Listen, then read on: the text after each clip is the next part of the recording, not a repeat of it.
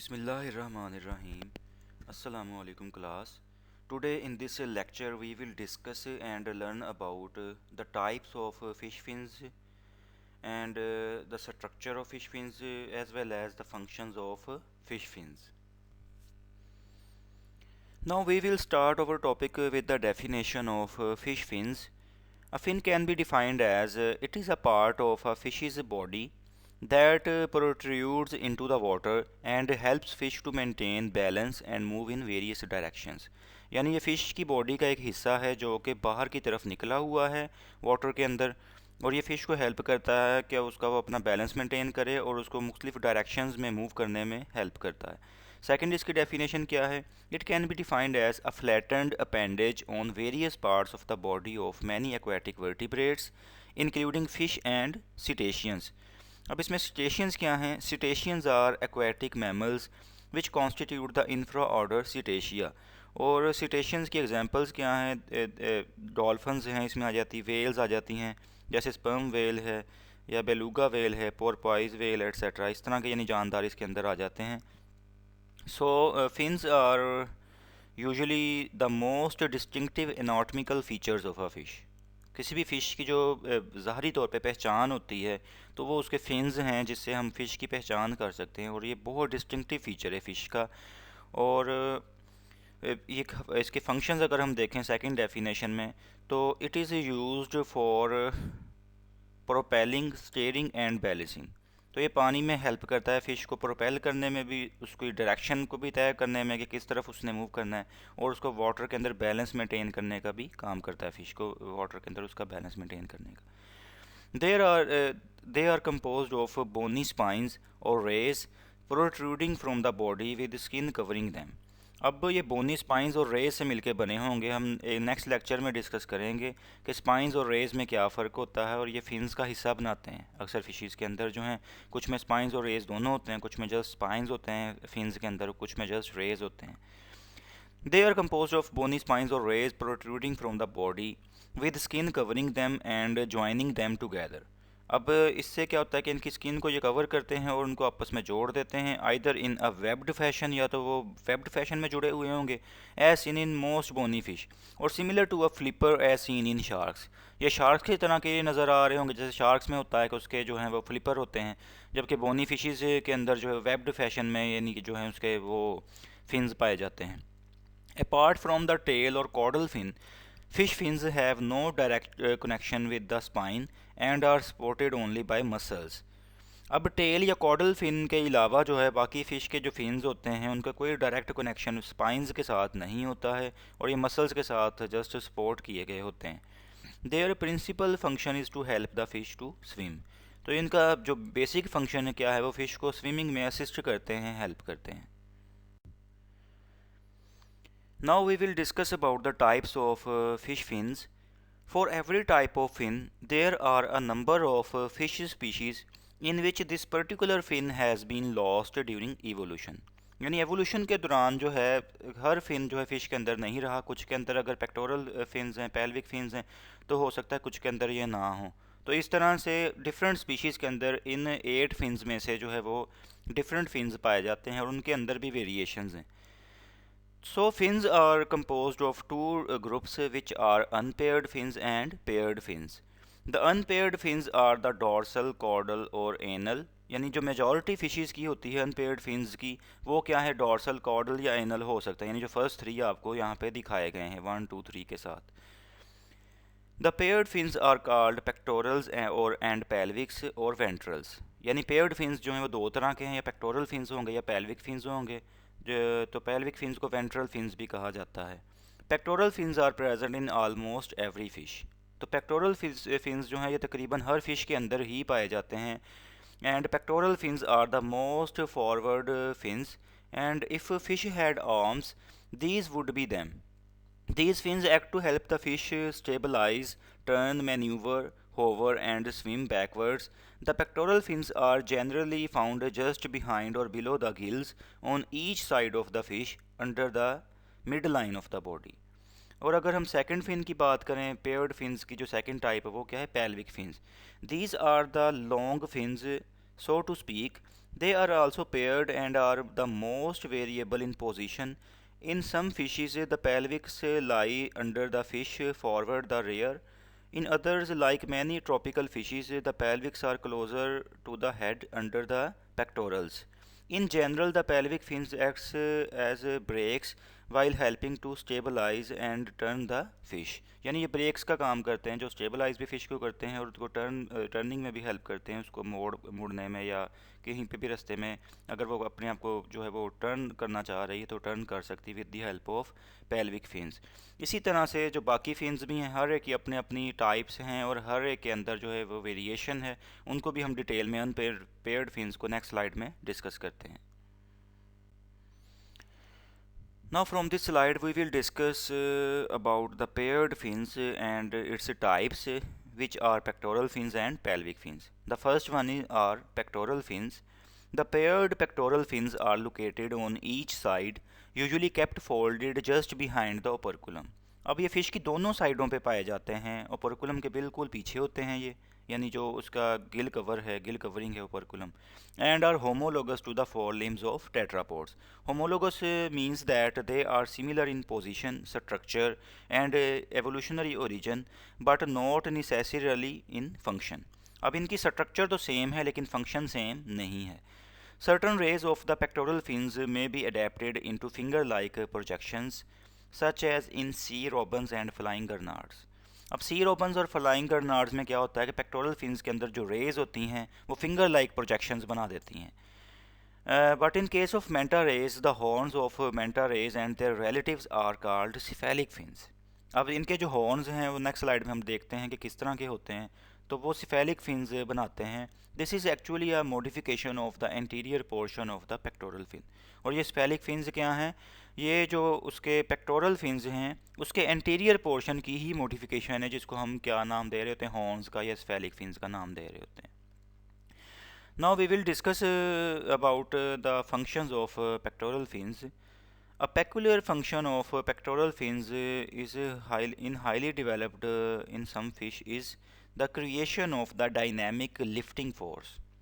अब ये क्या करता है, ये lifting force provide करता है that assists some fish such as sharks in maintaining depth and also enables the flight for flying fish. तो ये क्या है, डायनेमिक लिफ्टिंग फोर्स प्रोवाइड करता है जिसकी वजह से अब शार्क्स जो होती हैं वो अपनी डेप्थ को मेंटेन कर सकती हैं कि वाटर के अंदर वो जहाँ पे भी जाना चाहें इसकी मदद से वो जा सकती हैं और जिस गहराई में जाना चाहें जा सकती हैं. इसी तरह से जो फ्लाइंग फ़िश है उसके अंदर भी फ़्लाइट को मेंटेन कौन करवाता है, पेक्टोरल फिन्स उसके करवाते हैं. In many fish, the pectoral fins aid in walking, especially in the lobe-like fins of some angler fish and in the mudskipper. तो ये जो वॉकिंग में हेल्प कर रहे होते हैं एंगलर फिश में या इसी तरह से मड स्कीपर में, तो ये हम नेक्स्ट स्लाइड्स में देखेंगे कि कैसे ये हेल्प करते हैं. Now in this slide you can see the image of a pectoral fin. अब आप इस स्लाइड के अंदर ये फ़िश का पेक्टोरल फिन देख सकते हैं जो कि इसकी एक लेफ़्ट साइड पे है, इसी तरह एक राइट साइड पे उसकी बॉडी के पाया जाता है. And they are present just behind the operculum. यहाँ पे फ़िश का गिल कवरिंग होती है ओपरकुलम, ये बिल्कुल उसके पीछे होते हैं यानी उसके बिहाइंड होते हैं. ये आपने इसका याद रखना है कि ये इसकी पोजीशन क्या होती है पेक्टोरल फिन्स की. And they are the paired fins. इसी तरह से दूसरे जो पेयर्ड फिन्स हैं जिनको हम डिस्कस करेंगे वो है वेंट्रल और पेल्विक फिन्स. ये भी आप देख सकते हैं कि ये इसका एक इस तरफ है, एक यहाँ पे ये वाली जो है पीछे आपको नज़र आ रहा है, तो ये भी पेयर्ड फिन्स हैं. तो बाकी जो फिन्स आप देख सकते हैं वो क्या है, अनपेयर्ड है, यानी डॉर्सल फिन अगर यहाँ पे ऊपर है तो यहाँ पे नीचे इसका डॉर्सल फिन का कोई भी नहीं है इक्विलेंट. इसी तरह से जो एनल फिन है वो भी सिंगल है, टेल फिन या कॉडल फिन भी सिंगल है, ये पेयर्ड नहीं है. बाकी फिन्स जो आप देख रहे हैं दे आर अनपेयर्ड, जबकि पेक्टोरल फिन्स और जो वेंट्रल या पेल्विक फिन्स हैं they are the paired fins of a fish. Now in this slide you can see the image of Exocetidae or flying fish, which are a family of marine fish in the order Beloniformes, and they are colloquially known as flying fish or flying cod. About 64 species are grouped in 7 to 9 genera, while they cannot fly in the same way a bird does. Flying fish can make powerful self-propelled leaps out of water, where their long wing-like fins enable gliding for considerable distances above the water's surface. The main reason for this behavior is thought to be to escape from predators. अब यानी ये flying fish उड़ती क्यों हैं या fly क्यों करती हैं, ये बर्ड्स की तरह फ्लाई तो नहीं करती, लेकिन ये अपने प्रेडेटर से बचने के लिए ऐसे करती हैं, ये ख्याल किया जाता है। And flying fish have large pectoral fins. अब आप इसका ये पेक्टोरल फिन्स अगर देखें तो दे आर वेरी लार्ज। यहाँ पे आप ये देख सकते हैं दोनों तरफ इसके काफ़ी लार्ज विंग की तरह नज़र आ रहे हैं। Almost as long as the body which serve as wings, और ये विंग्स की तरह काम करते हैं। Helping the fish glide through the air when it leaves the water. जब ये वाटर को लीव करते हैं तो एयर में ग्लाइडिंग थोड़ी सी करते हैं, यानी विंग्स को अपने ओपन रखते हैं। The pectoral fin expands and stiffens while in the air for a short distance. अब थोड़े से फासले के लिए खुले रहते हैं pectoral fins before the fish re enters the water. A flying fish can remain airborne for at least 30 seconds. अब 30 सेकंड तक फ्लाइंग फिश हवा में ग्लाइडिंग कर सकती है and can reach a top speed of at least 40 miles per hour और 64 kilometre per hour, produced by the rapid movement and vibration of the tail. तो ये टेल की जो है बहुत सारी मूवमेंट्स होती हैं और वाइब्रेशन टेल की होने की वजह से ये क्या कर सकती है, ये हवा में 30 सेकंड्स तक जो है वो रह सकती है। और जो इसके विंग्स होंगे ये क्या करेंगे, एज अ ग्लाइडर जो है वो यानी कि एरोफॉइल के तौर पे जो है हवा में स्टेशनरी रहेंगे, ओपन इनको करके ये हवा में स्टिल रह सकती है और वाटर के सरफेस पे भी इसी तरह से ये मूव करती है to escape from the predators. So in this slide you can see the image of angler fish. The paired pelvic or ventral fins and the paired pectoral fins of angler fish behind the head are used to help stabilize the body and to turn the fish. तो ये fish की body को stabilise करने का काम करते हैं और फ़िश को टर्न करने में भी हेल्प करते हैं। इसी तरह से फ़िश की वॉकिंग में भी हेल्प करते हैं, जैसा कि आपको लास्ट स्लाइड में बताया था कि जब इन्होंने अपने प्रेडेटर को कैप्चर करना होता था ये वॉकिंग कर रही होती हैं। So the anglerfish is a fish of the teleost order Lophiformes. It is a bony fish named for its characteristic mode of predation, in which a fleshy growth from the fish head, desca or elysium acts as a lure for other fish. यानी ये attractant का काम करती है जिसकी वजह से दूसरी फिशेज इसकी तरफ खींची चली आ जाती हैं और ये उनका शिकार कर लेती है। All angler fish are carnivorous and are thus adapted for the capture of prey, यानी ये शिकार करके खाती हैं। Ranging in color from dark gray to dark brown. Deep sea species have large heads that bear enormous crescent-shaped mouths full of long fang-like teeth. अब इसमें ये Fang की तरह के टीथ आप देख सकते हैं, जैसे सांप के या स्नेक के टीथ होते हैं, तो वैसे ही इसके ये टीथ आप माउथ में इसके देख सकते हैं जो फैंग लाइक हैं। एंगल्ड इनवर्ड, अब ये अंदर की तरफ देखिए इसको एंगल बन रहा है फॉर एफिशिएंट प्रे ग्रैबिंग, ताकि अपना शिकार अच्छी तरीके से कैप्चर कर सकें, वो बाहर ना निकल सके माउथ से। Their length can vary from 2 to 18 centimetre, that is 1 to 7 inches, with a few types getting as large as 100 centimetre 39 inches. तो इसकी ये लेंथ वेरी करती है from different individual to individual. Mudskippers are amphibious fish, meaning that they can live both in water and land, and they are of the family Oxudercidae and the subfamily Oxudercini. There are 32 species of mudskippers. अब इसमें total 32 species पाई जाती हैं। Mudskippers have the ability to breathe through their skin and the lining of their mouth. अब ये अपनी skin के through भी यहाँ से ब्रीथ कर सकती हैं और अपने माउथ की लाइनिंग से भी ब्रीथ कर सकती हैं, म्यूकोजा से, एंड थ्रू थ्रोट यानी फेरेंक्स से भी ये ब्रीथ कर सकती हैं। This is only possible when the mudskippers are wet. अब स्किन के थ्रू रेस्पिरेशन के लिए ज़रूरी है कि स्किन क्या हो, मॉइस्ट हो, limiting them to humid habitats and requiring that they keep themselves moist. तो इसीलिए ये मॉइस्ट हैबिटेट्स में या जैसे मड के अंदर जो हैं ये रहती हैं और ये उसके अंदर वॉकिंग कर रही होती हैं with the help of their pectoral fins. So the mudskipper's pectoral fin differs from most actinopterygian species in that the radials of mudskipper pectoral fin are elongate and protrude from the body wall.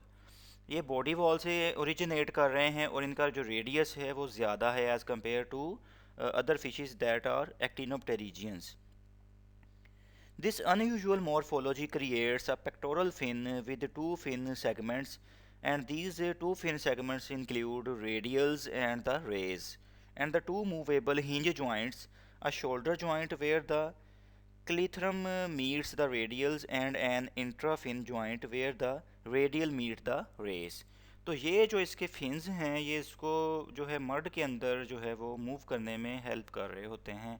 तो ये pectoral fins हैं जो इसके paired fins आप यहाँ पे देख सकते हैं मड स्किपर के। Now we will discuss about the manta rays. Manta rays have triangular pectoral fins, horn-shaped cephalic fins and large forward-facing mouths. अब अगर इसके आप फिन्स को देखें पेक्टोरल फिन्स को तो वो क्या है ट्राइंगुलर शेप्ड हैं। ये वाले जो आप यहाँ पे आपको इमेज में दिखाए गए हैं तो ये ट्राइंगुलर शेप्ड हैं। इसी तरह से अगर सेफेलिक हॉर्न्स की बात की जाए तो ये हॉर्न शेप्ड यानी आप इसके देख सकते हैं जो इसके बाकी सेफेलिक फिन्स हैं तो वो हॉर्न शेप्ड है यानी जैसे कुछ सींग होता है। और जो थर्ड वन है इसका करेक्टर वो क्या है कि फॉरवर्ड फेसिंग इनका माउथ होता है। ये आप माउथ इसका देख सकते हैं जो फॉरवर्ड है आगे की तरफ है।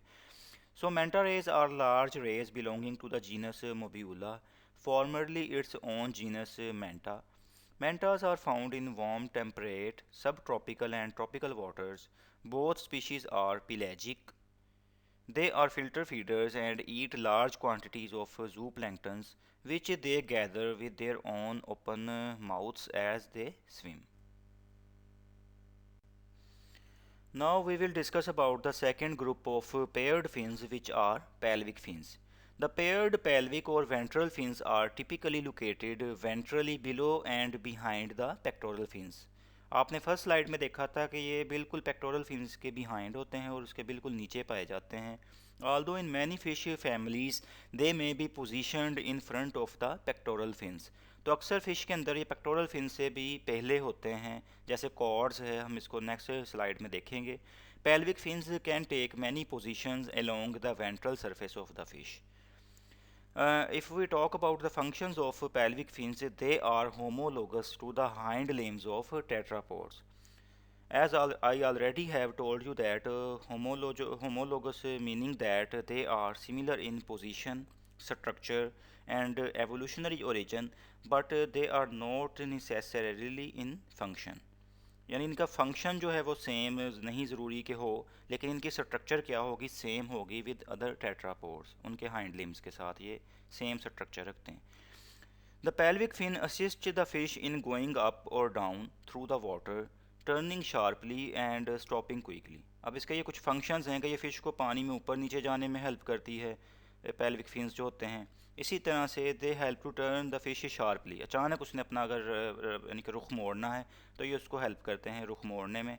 एंड स्टॉपिंग क्विकली, अगर कहीं पे फ़िश ने अचानक स्टॉप करना है तो वहाँ पे भी ये उसे असिस्ट करते हैं। In gobies the pelvic fins are often fused into a single sucker disc. अब गोबीज़ फ़िश के अंदर एक सक्कर डिस्क इनसे मिलके बनती है। This can be use to attach to objects, जो कि उसको किसी भी सरफेस के साथ किसी ऑब्जेक्ट के साथ अटैच करने में हेल्प करती है। Now in this slide the pelvic fins of gobies fish are shown. अब यहाँ पे आप single scallop shaped pelvic fin gobies fish का देख सकते हैं। ये जो गोबी फिश का single scallop shaped pelvic fin है, अगर इसको जूम करके देखा जाए तो इसका नीचे वाला एरिया कुछ यूँ ये देखें डिस्क शेप बन रहा है, जो कि इसको किसी भी सरफेस के साथ अटैच करने में हेल्प करता है। फ्यूज़ यानी कि ये जो फिन्स आपस में होके एक सिंगल डिस्क बना रहे होते हैं। Goby is a common name for many species of small to medium sized ray finned fish. अब ये रे फिन्ड फिश का जो है बहुत सारी स्पीशीज़ का एक ग्रुप है। नॉर्मली विद लार्ज हेड्स, अब इनका हेड देखें यहाँ पे लार्ज है। एंड टैपर्ड बॉडीज़, इनकी बॉडी टैपरिंग है यानी कि नुकीली सी है, पीछे से ऐसे होती जा रही है, आगे से ब्रॉड है तो पीछे से अगर है वो नैरो होती जा रही है। Which are found in marine, brackish and fresh water environments. तो ये तीनों तरह के एनवायरनमेंट्स में पाए जाते हैं, चाहे मेरीन हो, ब्रैकिश हो या फ्रेश वाटर एनवायरनमेंट्स हो। अब इस स्लाइड में आप कॉड फिश देख सकते हैं जिसके ये पेल्विक फिन्स जो हैं वो पेक्टोरल फिन से क्या हैं आगे हैं यानी पहले हैं। तो ये they may be positioned in front of the pectoral fins, जैसे कि आपने पहले स्लाइड में डिस्कस हमने किया था कि कॉड फिश ऐसी फिश है जिसमें पेल्विक फिन्स जो हैं पेक्टोरल फिन से पहले होते हैं। हालांकि नॉर्मली यूजुअली क्या होता है कि पेक्टोरल फिन्स पहले होते हैं, यहाँ पे जो है पेल्विक फिन्स इसके बाद होते हैं। बट कॉड फिश के अंदर यहाँ पे आप देख सकते हैं कि they are in front of the pectoral fins. Cod is the common name for the demersal fish genus Gadus. Demersal fish are also known as ground fish, which live and feed on or near the bottom of seas and lakes. They occupy the sea floors and lake beds, which usually consist of mud, sand, gravel or rocks. सो ये demersal fish है, इसकी genus क्या है, Gadus है, and it belonging to the family Gadidae. Cod is also used as part of the common name for a number of other fish species, and some species suggested to belong to genus Gadus are now not called cod. जैसे कि अब इसमें example दी गई है Alaska पोलोक की. The two most common species of cod are the Atlantic cod, Gadus morhua, which lives in the colder waters and deeper sea regions throughout the North Atlantic, and the Pacific cod, Gadus macrocephalus, which is found in both eastern and western regions of the northern Pacific. Now from this slide we will discuss about the types of unpaired fins in a fish. These may include the dorsal fins or the caudal fin, anal fin, etc. etc. Now we will discuss in detail about the dorsal fins. The word dorsal is derived from the Latin word dorsum meaning back. So these fins are located on the back of the fish. ये आप देख सकते हैं यहाँ पे आपको ये dorsal fins दिखाए गए हैं fish के. A fish can have up to 3 dorsal fins. तो ये first dorsal fin है, ये second dorsal fin है, ये third dorsal fin है, and they can be named as proximal, median and distal dorsal fins. If we talk about the functions of dorsal fins, the dorsal fins serve to protect the fish against rolling. तो ये fish को rolling से बचाते हैं and assist in it in sudden turns and stops. तो fish को जो अचानक टर्न उसने लेना होता है, मोड़ मुड़ना होता है या स्टॉप करना होता है, तो उसमें ये फ़िश को हेल्प करते हैं. In angular fish the interior of the dorsal fin is modified into a biological equivalent to a fishing rod and lure. तो जो एंगुलर फिश है उसके अंदर जो डॉर्सल फिन है वो ल्यूर का काम करता है, अट्रैक्टेंट का काम करता है, जो अपने प्रे को अट्रैक्ट करके जो है ना वो उसका शिकार करके खाती है, क्योंकि वो कार्निवोरस फिश है. तो इस तरह से वो जो है उसने डॉर्सल फिन को जो है वो ल्यूर के तौर पे यूज़ किया है, रॉड और फिशिंग रॉड या ल्यूर के तौर पे यूज़ किया है. In this slide you can see the dorsal fin of angular fish. The name angular fish derives from the species characteristics method of predation.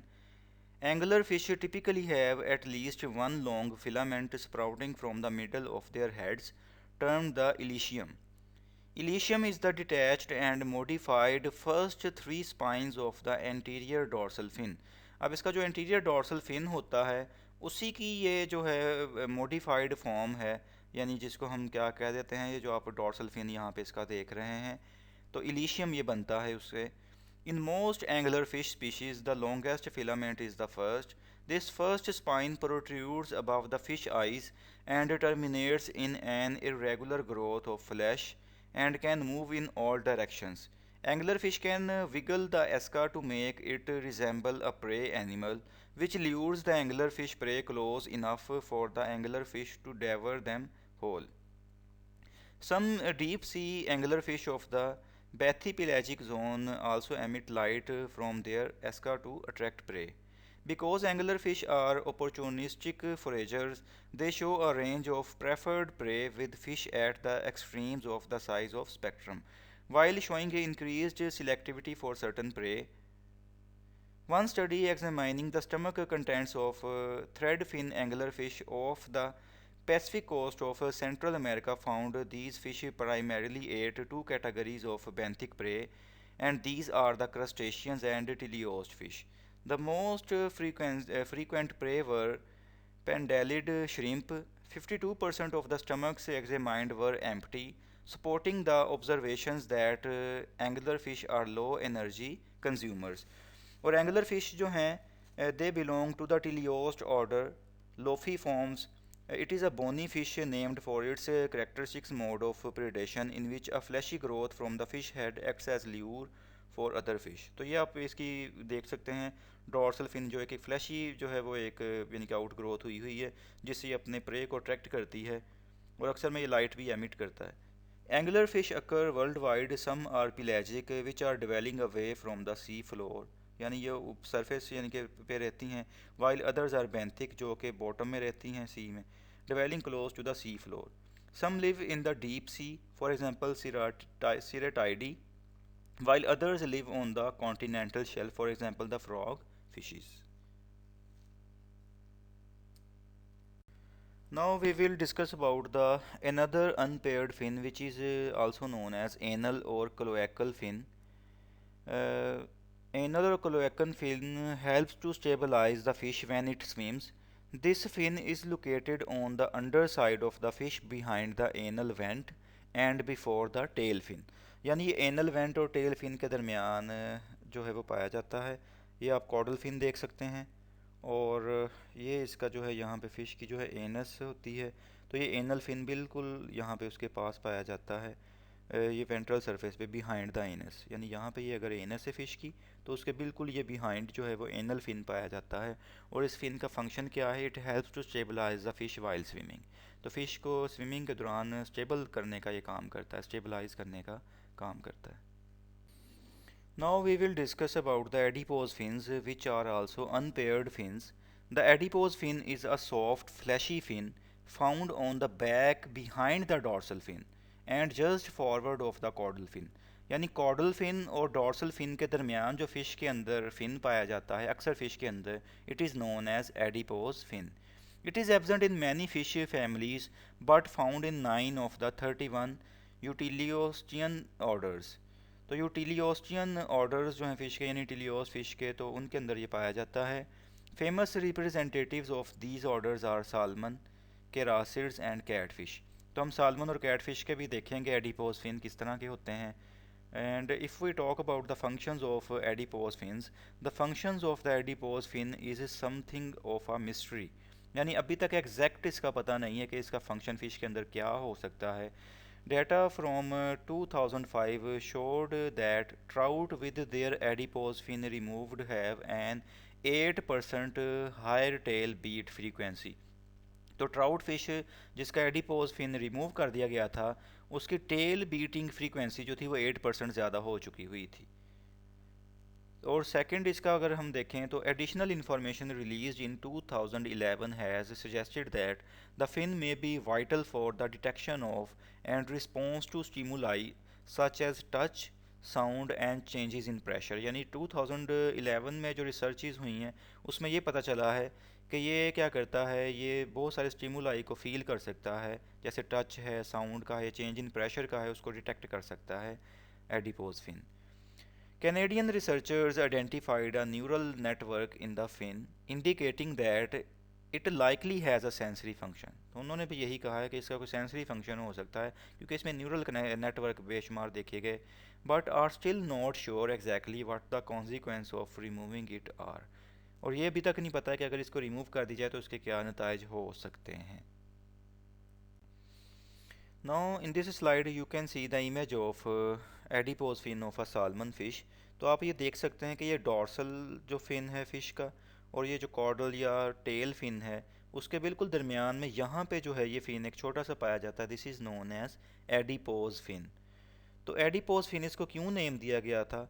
जब इसका नाम रखा गया उस वक्त इसका ख्याल ये किया गया था कि ये इसके अंदर फैट होता है और ये एडिपोज टिश्यू से मिलके बना हुआ है, यानी ये फैट रखने वाला कोई फिन है और एडिपोज टिश्यू से चूंकि मिलके बना है इसलिए इसका नाम तब से एडिपोज फिन पड़ गया.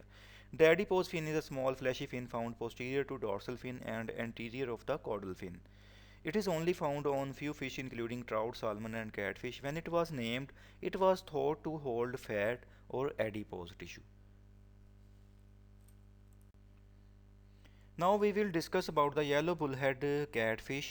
The yellow bullhead is a species of bullhead catfish that is ray-finned fish and lacking scales. The yellow bullhead is a medium-sized member of the catfish family.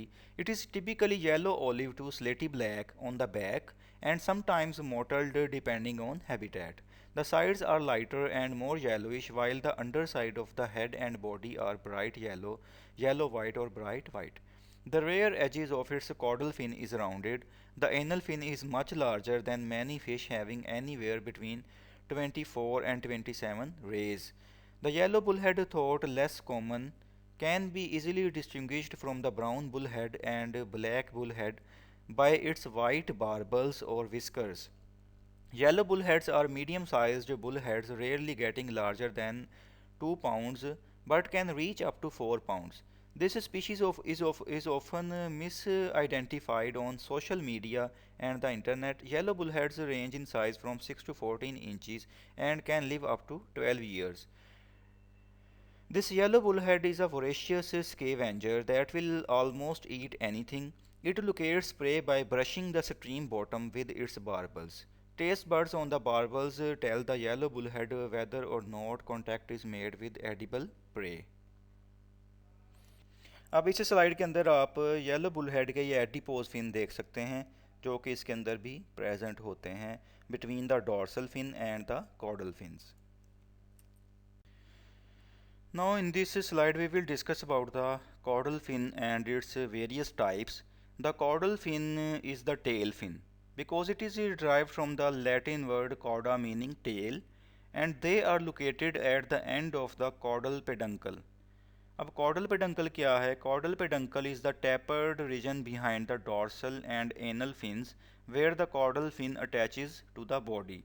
It can also be defined as the narrow part of a fish's body to which the caudal or tail fin is attached. अब जिस area के साथ tail fin attach हुआ होगा वो वहाँ पे tapered area होगा, नैरो एरिया होगा, उसको क्या कहते हैं? caudal peduncle. Located at the end of caudal peduncle and is used for propulsion. तो ये caudal fin क्या करते हैं? ये caudal peduncle के एंड पे पाए जाते हैं और ये propulsion का काम करते हैं, फिश को धकेलने का काम करते हैं वाटर के अंदर. And they may exist in many shapes in different fishes. And जैसा कि यहाँ पे अब चार डिस्कस किए गए हैं, they may be either heterocercal, they may be either protocercal, they may be either homocercal and they may be either diphycercal. तो हेट्रोसर्कल क्या है? It means that the vertebrae extend into the upper lobe of the tail. अब tail का जो upper lobe होगा वहाँ पे vertebrae जो है वो चले जाएंगे, मेकिंग इट लॉन्गर, जिसकी वजह से जो अपर लोब होगा वो थोड़ा लॉन्गर होगा फिश के अंदर, एज सीन इन शार्क्स. अब शार्क्स इसकी एग्जांपल है. It is the opposite of हाइपोसर्कल.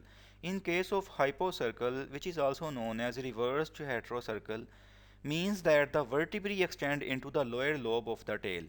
इसमें क्या होगा कि लोअर लोब में वर्टिब्री एक्सटेंड करेंगे. ऊपर वाले केस में क्या था कि वर्टिब्री अपर लोब में एक्सटेंड कर रहे थे जिससे अपर लोब इलोंगेटेड या लार्जर हो गया था, जबकि इस केस में क्या होगा कि लोअर लोब जो है वो लॉन्गर होगा, लार्ज होगा, क्योंकि वहाँ पे वर्टिब्री जो है एक्सटेंड किए हैं. It is opposite of the heterocercal.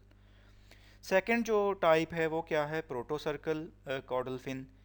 It means that the vertebrae extend to the tip of the tail and the tail is symmetrical but not expanded. अब tail बिल्कुल symmetrical इस केस में होगी लेकिन expanded नहीं होगी, फैली हुई नहीं होगी. Third one is homocercal.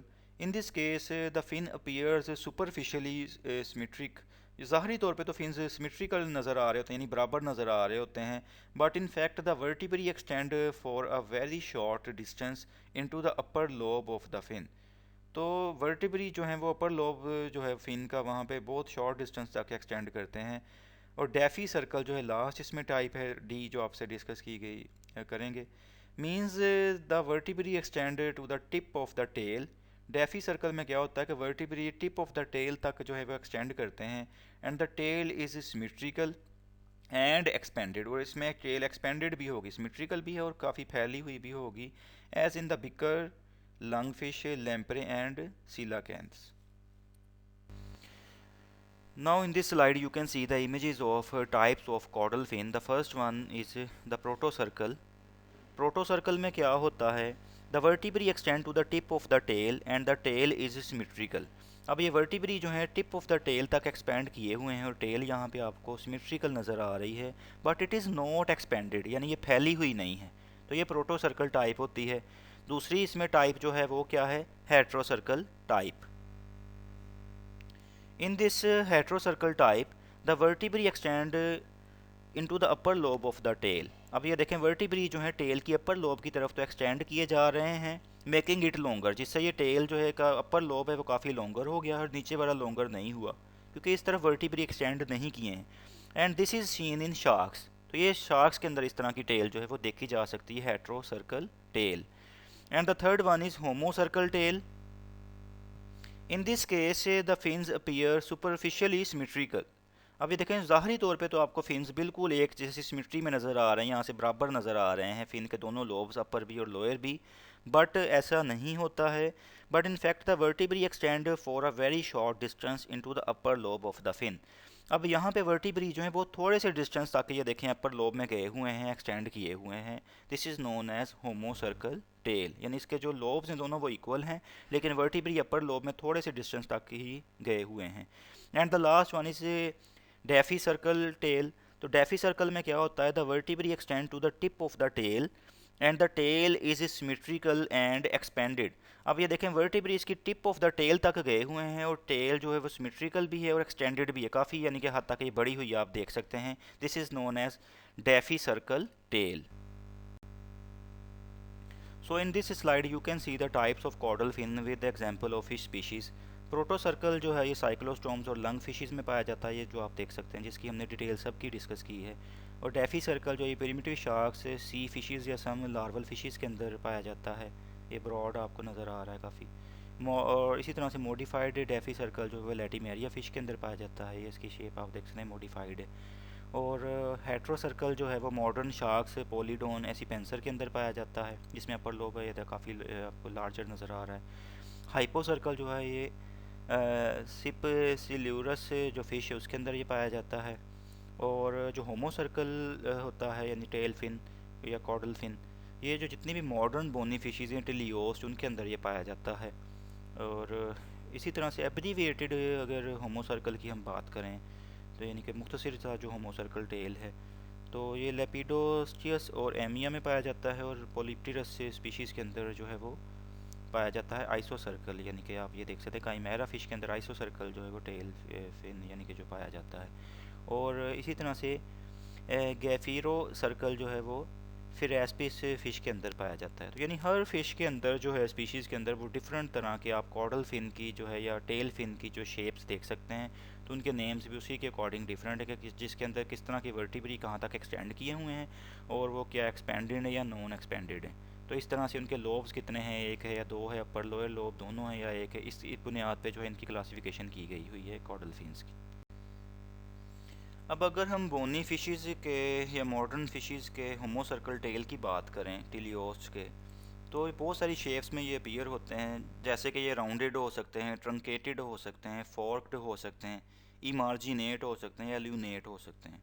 तो राउंडेड आप यहाँ पे ये देख सकते हैं कि ये इस तरह के राउंडेड शेप में भी एग्जिस्ट कर सकते हैं टेल जो फिन है कॉडल फिन। ट्रंकेटेड हो सकते हैं। ट्रंकेटेड अब यहाँ पे आप ये देख सकते हैं इमेज। तो ट्रंकेटेड क्या है, ending in a more or less vertical edge such as salmon. तो सालमन फिश में इस तरह के ट्रंकेटेड वर्जन आप देख सकते हैं। और फोर्क्ड हो सकते हैं, एंडिंग इन टू प्रोंग्स। तो ये फोर्क्ड में देखें आप तो इसमें ये दो प्रोंग्स इसके बन रहे हैं, यानी दो शाखें बन रही हैं। तो इसी तरह से इमार्जिनेट हो सकते हैं, they are ending with the slight inward curve. अब इमार्जिनेट में देखें तो ये थोड़ा सा अंदर की तरफ एक कर्व बना आप देख सकते हैं, इमार्जिनेट। और ल्यूनेट हो सकते हैं, which meaning that they shape like a crescent moon. तो ये जैसे एक हिलाल होता है यानी कि चांद, तो उसके जैसे ये नज़र आ रहे हैं, चांद की एक शेप यानी ये बन रही है, तो इसे ल्यूनेट कह सकते हैं। तो यानी ये किसी भी शेप में एग्जिस्ट कर सकते हैं। होमो सर्कल टेल जो है या फिन जो है मॉडर्न फिशेस के, वो इस तरह के हो सकते हैं, इन 6 शेप्स में एग्जिस्ट कर सकते हैं। Now we are going to discuss about the caudal keel in fish. Caudal keel is present in some species of sharks and helps to strengthen the caudal peduncle or tail base, as well as streamlining the shark for easier movement through the water. अब यानी ये sharks के अंदर क्या काम करता है? It is present because it is present only in fast swimming fishes like sharks. It has a horizontal caudal keel just forward of the tail fin. अब यहाँ पे ये आप इसकी एक caudal keel देख सकते हैं जो टेल के बिल्कुल यहाँ पे जो है वो टेल फिन के फॉरवर्ड पाई जाती है। Much like the keel of a ship, this is lateral ridge on the caudal peduncle. अब ये लेटरल एक रिज है यानी बाहर की तरफ उभार बना हुआ है कॉडल पेडंकल के ऊपर, यूजुअली कंपोज्ड ऑफ सक्यूट्स, ये सक्यूट से मिलकर बना होता है, that provides stability and support to the caudal fin. क्योंकि ये कॉडल पेडंकल को यानी टेल बेस को यहाँ पे सपोर्ट दे रहा होता है, तो कॉर्डल फिन को भी इससे सपोर्ट मिलती है। तो इससे जो है वो स्टेबिलिटी फ़िश को जो है वो उस स्टेबिलिटी को फ़िश की मेंटेन रहती है इसकी वजह से। तो इससे अब नेक्स्ट स्लाइड में हम फिनलेट्स को डिस्कस करेंगे, जो आप देख सकते हैं यहाँ पे आपको नज़र आ रहे हैं फ़िश के, और ये कॉर्डल कील दिखाया गया फ़िश का।